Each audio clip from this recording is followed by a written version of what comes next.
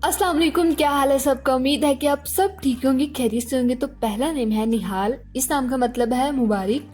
फिर आता है अर्शमान, इस नाम का मतलब है शहजादा।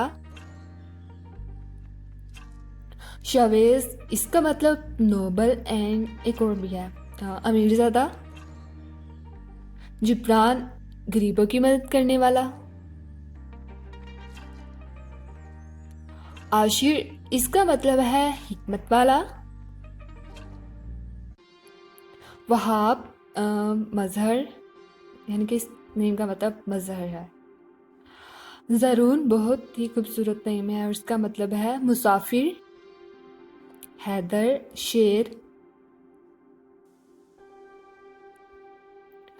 एहतशाम, इसका मतलब है एजाज।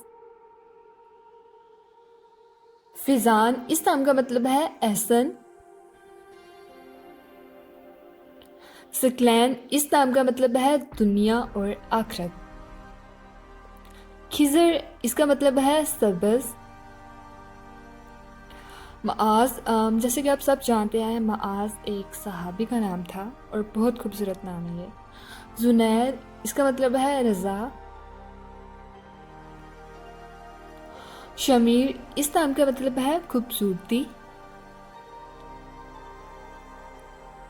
बुरहान, इसका मतलब है सबूत।